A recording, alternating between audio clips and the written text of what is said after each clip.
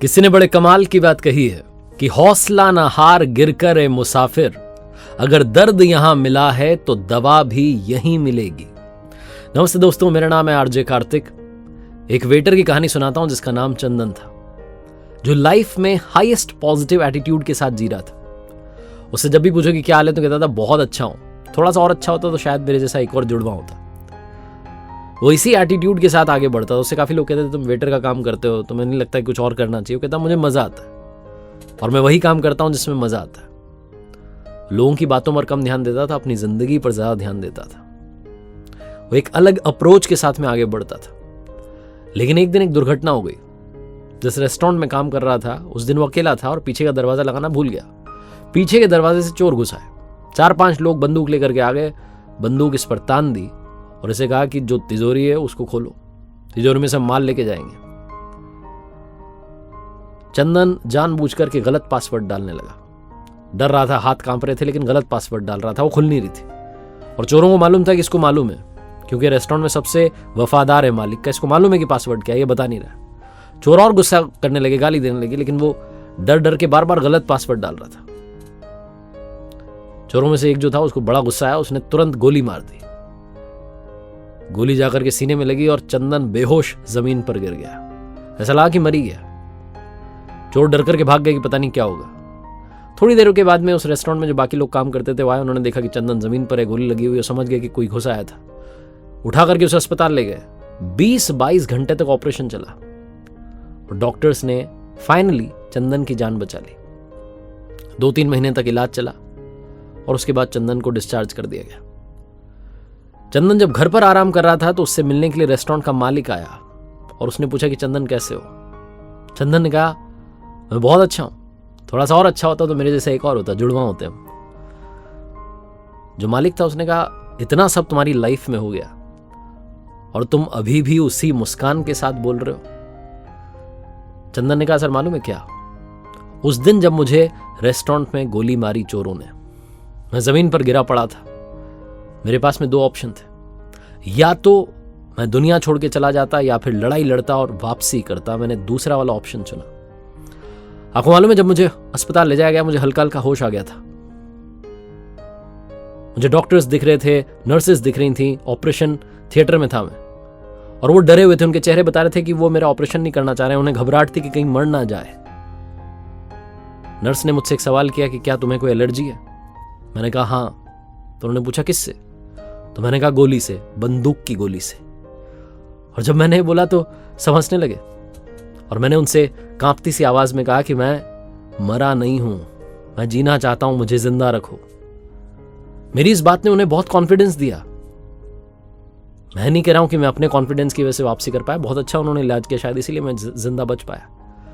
लेकिन मैंने अपने कॉन्फिडेंस को खोने नहीं दिया। सर, जिंदगी में आप कैसे रिएक्ट करते हैं, जिंदगी यही है। ऐसा लगा जैसे चंदन ने अपने बॉस को नहीं बल्कि हम सबको एक बहुत बड़ी बात सिखाई है कि लाइफ में आपके सामने चैलेंजेस आएंगे, लाइफ आपकी परीक्षा लेती रहेगी। ये अलग अलग सिचुएशंस को आप कैसे रिस्पॉन्ड करते हैं, कैसे रिएक्ट करते हैं, लाइफ वो है। ये छोटी सी कहानी बस ये सिखाती है कि लाइफ में हाईएस्ट पॉजिटिव एटीट्यूड के साथ आगे बढ़ते रहिए। चाहे जो हो जाए ये मान के चलिए कि अच्छा होगा, आज नहीं तो कल होगा, लेकिन सिर्फ और सिर्फ अच्छा होगा। एक बार फिर से वही बात जो अक्सर आपसे कहता हूं, ऊपर वाले के आशीर्वाद के साथ, अपनी मेहनत और अपनों के प्यार के साथ कर दिखाओ कुछ ऐसा कि दुनिया करना चाहे आपके जैसा। किसी ने बड़े कमाल की बात कही है कि आस्था की परीक्षा तब होती है जब हम प्रभु से जो चाहें वो हमें ना मिले, लेकिन तब भी हमारे दिल से धन्यवाद निकले। नमस्ते दोस्तों, मेरा नाम है आरजे कार्तिक। एक छोटी सी कहानी सुनाता हूं भगवान के प्रिय भक्त की, जो मंदिर में जाता था, पूजा अर्चना करता था, भगवान के बड़ा करीब था। एक दिन उसने भगवान से कहा कि भगवान, आप कब तक यहां मूर्ति बन के खड़े रहेंगे? आज आप जरा घूम आइए, आपकी जगह मैं खड़ा हो जाता हूं, अगर आप मुझे आज्ञा दें। भगवान ने कहा ठीक है, मैं चला जाता हूं, लेकिन एक बात का ध्यान रखना। और वो एक बात ये है, शर्त ये है कि यहां जो भी आए दर्शन के लिए, जो भी मांगे, जो भी करे, जो भी हो, तुम कुछ मत बोलना, तुम कुछ मत करना, बस मूर्ति बनकर खड़े रहना। मैंने सबके लिए प्लान बना रखा है, योजना बना रखी है, सबका काम कर दूंगा, तुम कुछ मत बोलना। भक्त ने कहा ठीक है, जो आज्ञा। भगवान चले गए। भक्त वहां मूर्ति बन के खड़ा हो गया।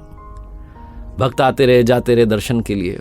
एक व्यापारी आया, प्रणाम किया। प्रणाम करके जब पलटा तो उसकी पॉकेट में से, उसकी जेब में से पर्स गिर गया।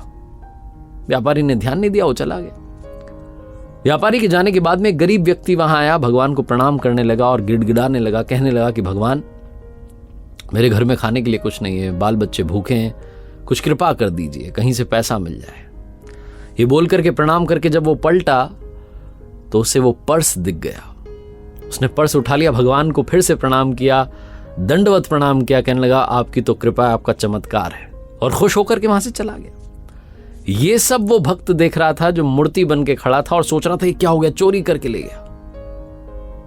उस गरीब व्यक्ति के चले जाने के बाद में वहां पर एक नाविक आया, नाव चलाने वाला, आकर के प्रार्थना करने लगा, प्रणाम करने लगा और कहने लगा कि भगवान, मैं 15 दिन के लिए समुद्री यात्रा पर जा रहा हूं, आप देख लेना मेरी यात्रा सही से हो जाए, मुझे संभाल लेना, घर वालों को संभाल लेना, सब कुछ आपके हवाले, मेरी यात्रा सफल बनाना भगवान। ये बोलकर के उसने प्रणाम किया और जब वो पलटा तो पीछे पुलिस खड़ी हुई थी। वो व्यापारी खड़ा हुआ था जिसका पर्स गिर गया था। वो आरोप लगा रहा था कि इस नाविक ने वो पर्स चुराया क्योंकि मेरे बाद में ये आया है। पुलिस वाले उस नाविक को पकड़ करके ले जाने लगे। वो नाविक बोल रहा था कि अरे मैंने कोई पर्स नहीं देखा, ही नहीं मैंने तो कोई पर्स, लेकिन पुलिस वाले सुन नहीं रहे थे क्योंकि व्यापारी का आरोप था। तो उस नाविक को ले जाने लगे, तभी वो भक्त जो मूर्ति बन के खड़ा था वो कहने लगा कि अरे इसने नहीं चुराया है, इससे पहले गरीब आदमी आया था वो चुरा के ले गया, उसके घर जाओ, मिल जाएगा अभी। पुलिस वाले पहुंच गए उस गरीब आदमी के घर, उसके घर से पर्स मिल गया, उसको पकड़ के ले गए, जेल में बंद कर दिया। नाविक जो था वहां से चला गया। शाम में भगवान आए तो उस भक्त ने उनको सारी बात बताई कि भगवान आज ये सब हुआ। भगवान ने कहा मैंने तुम्हें क्या शर्त बताई थी, मैंने तुम्हें कहा था कि तुम यहां खड़े रहना, कुछ मत करना, बस खड़े रहना। मैंने सबके लिए योजना बना के रखी है, तुमने सारा काम बिगाड़ दिया। उस व्यापारी की जेब से पर्स गिर गया था, उसमें इतने पैसे नहीं थे कि उसका नुकसान हो जाता, वो बहुत बड़ा व्यापारी है, लेकिन वो पर्स जिस गरीब इंसान को मिला था उसके परिवार का खर्चा चल जाता, उन्हें भोजन मिल जाता। वो लेके चला गया था पर्स। उसके बाद जो नाविक आया था, वो नाविक जिस 15 दिन की यात्रा पर जाने की बात कर रहा था, वहां भयंकर तूफान आने वाला था, उसकी जान जानी पक्की थी, उसकी पत्नी विधवा हो जाती। इसीलिए मैंने योजना बनाई थी, तुमने सारा काम बिगाड़ दिया, तुमने उस गरीब आदमी को जेल में डलवा दिया, उस नाविक को यात्रा पर भेज दिया, अब उसकी जान चली जाएगी, उसकी पत्नी विधवा हो जाएगी। भक्त जो था वो जमीन में लेट गया, प्रणाम करने लगा, माफी मांगने लगा कि कुछ तो कर दो। भगवान ने कहा अब तो सब बिगड़ गया। छोटी सी कहानी, लेकिन सार ये है कि प्रभु ने सबके लिए प्लान बनाया हुआ है, योजना बनाई हुई है। तो अगर आपके मन का नहीं भी हो रहा है, जो आप चाह रहे हैं वो आपको नहीं भी मिल रहा है, तब भी आपके दिल से धन्यवाद निकलना चाहिए, क्योंकि उस पर आपका भरोसा प्रगाढ़ होना चाहिए।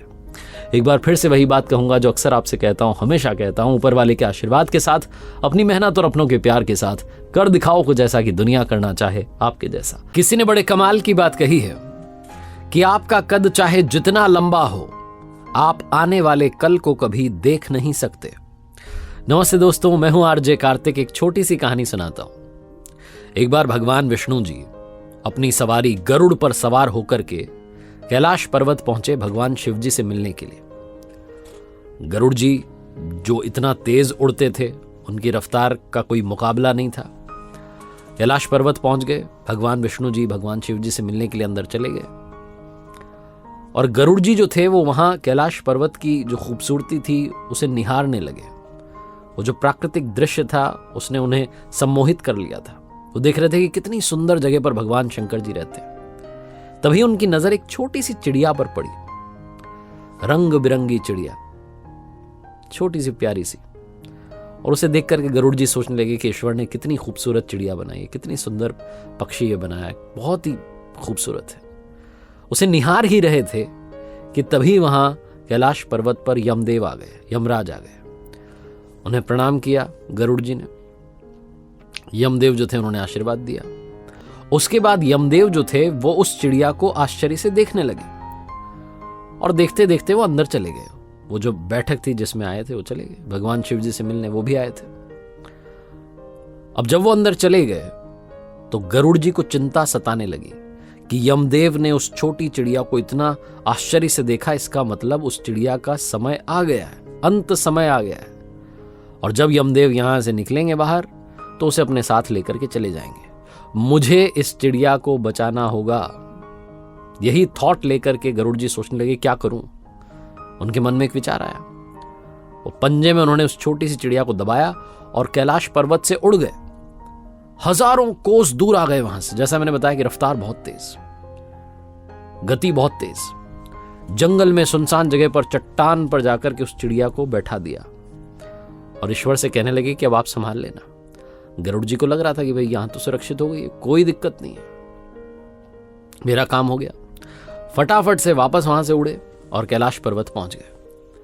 कैलाश पर्वत पर जब पहुंच गए तो गरुड़ जी अब शांति से कैलाश पर्वत को निहार रहे थे। उन्हें लग रहा था मैंने अपना जो कर्तव्य है वो निभा दिया है। तभी वो जो बैठक थी वो खत्म हुई। यमदेव बाहर निकले। जैसे ही यमदेव बाहर निकले, यमराज को फिर से गरुड़ जी ने प्रणाम किया और पूछने लगे कि एक बात मुझे बताइए, वो जब आप अंदर जा रहे थे आप एक छोटी सी चिड़िया को, रंग बिरंगी चिड़िया बैठी थी, उसको आश्चर्य से देख क्यों रहे थे? यमदेव ने कहा कि मैं उसको इसलिए आश्चर्य से देख रहा था, उसे देखते ही मुझे ज्ञात हुआ कि इस चिड़िया का अंत समय आ गया है, लेकिन इसकी मृत्यु यहां कैलाश पर्वत पर नहीं होगी। इसकी मृत्यु यहां से हजारों कोस दूर सुनसान जंगल में एक चट्टान पर जब ये बैठी होगी तो एक सांप इसे खा जाएगा, इसकी मृत्यु वहां होगी।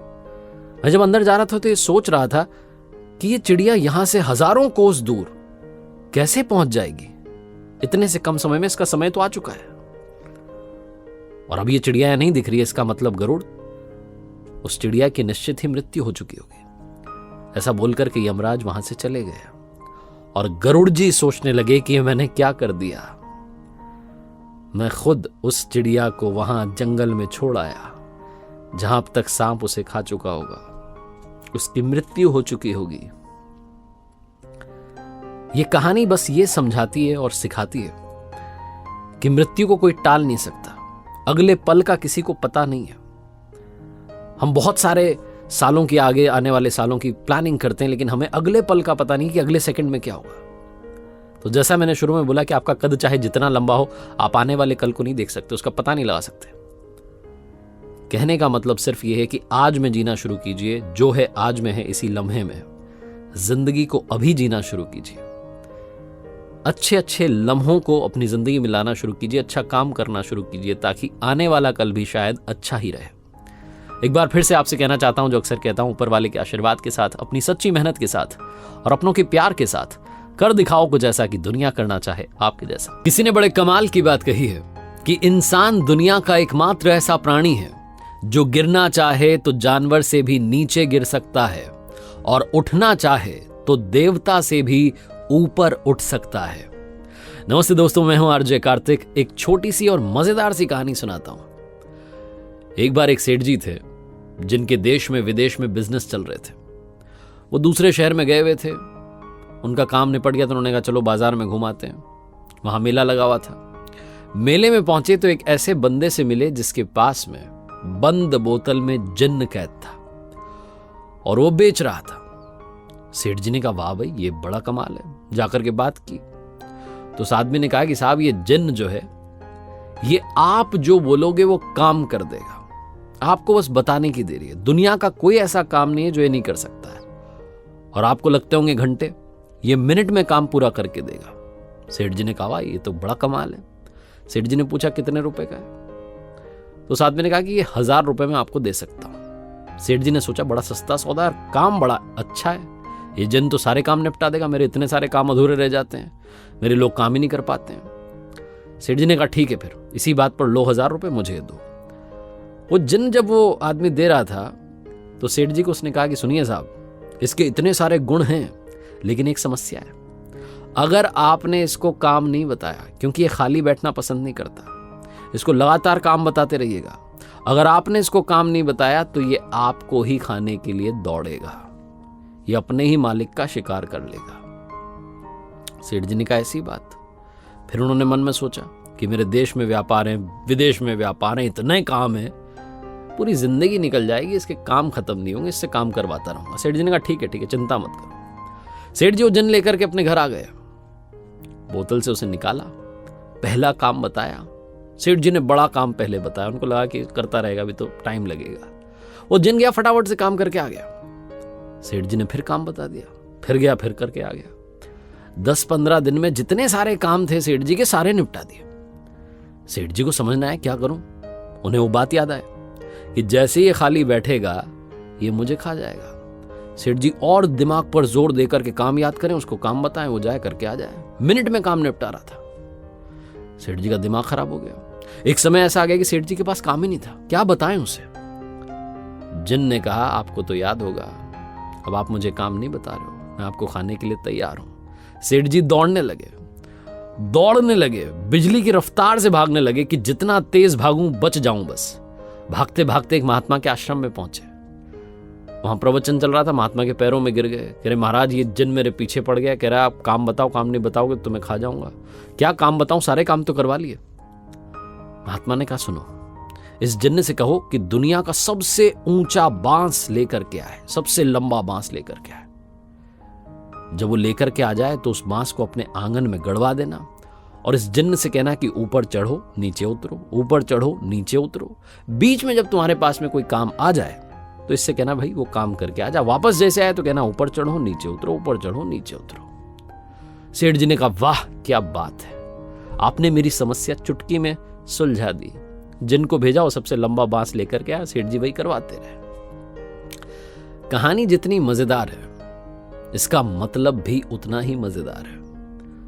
बांस यानी कि आपकी जो दृष्टि है, और ये जिन जो ऊपर नीचे चढ़ेगा ये है आपका मन। मन जो होता है वो जिन की तरह, उसे हर बार काम चाहिए, काम बताओ।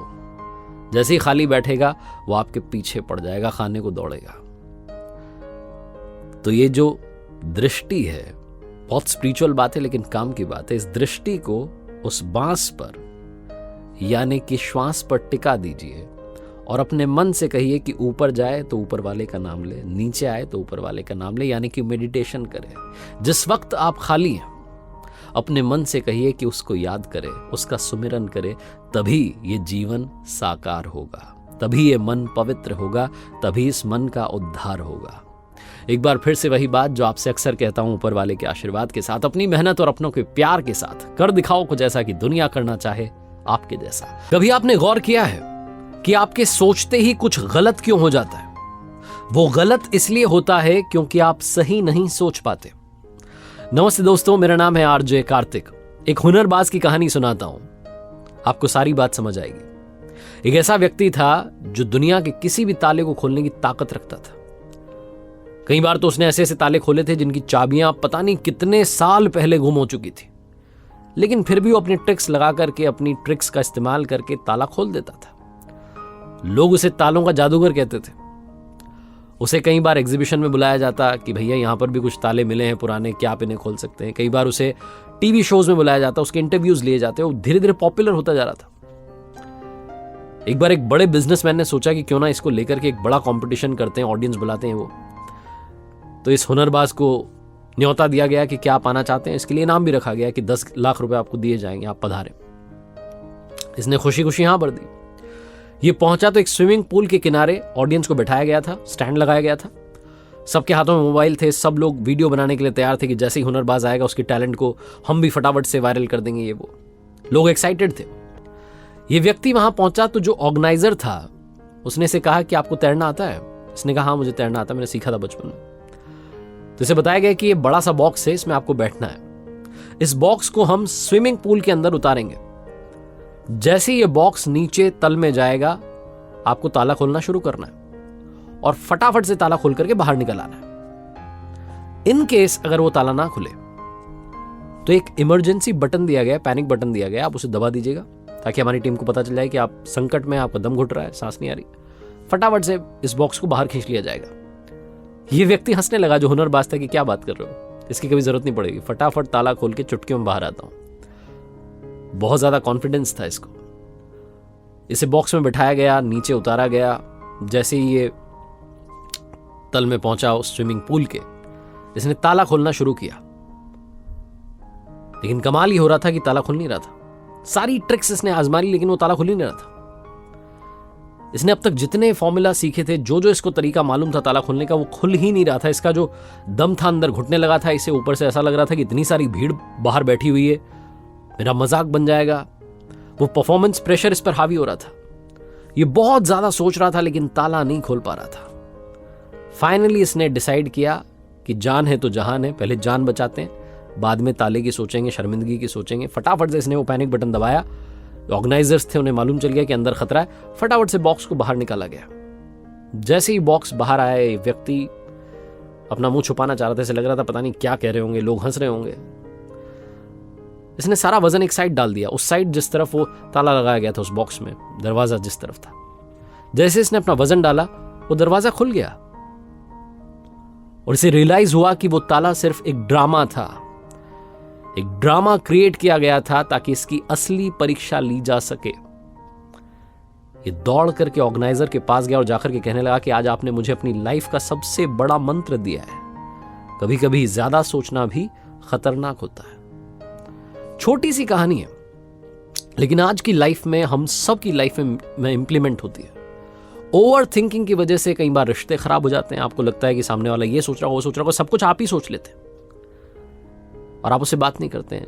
जिससे बात करनी उससे बात नहीं करते, अपने दिमाग में खुद से बात करते रहते हैं। ओवर थिंकिंग की वजह से कई बार आप गोल अचीव नहीं कर पाते। आपको लगता है पता नहीं हो पाएगा नहीं हो पाएगा, आप ज्यादा सोचने लगते हैं, ज्यादा उसको मुश्किल बनाने लगते हैं। सारा खेल दिमाग में है। आसान सोचिए, सिंपल सोचिए, थोड़ा सोचिए, जितना सोचने की जरूरत है। ओवर थिंकिंग से आप अपना ही नुकसान कर रहे हैं। एक बार फिर से आपको बस याद दिलाना चाहता हूं, जो अक्सर आपसे कहता हूं, कर दिखाओ कुछ ऐसा कि दुनिया करना चाहे आपके जैसा। याद रखिए, हर सोमवार सुबह 9:30 बजे मेरे साथ देखिए एक नई कहानी।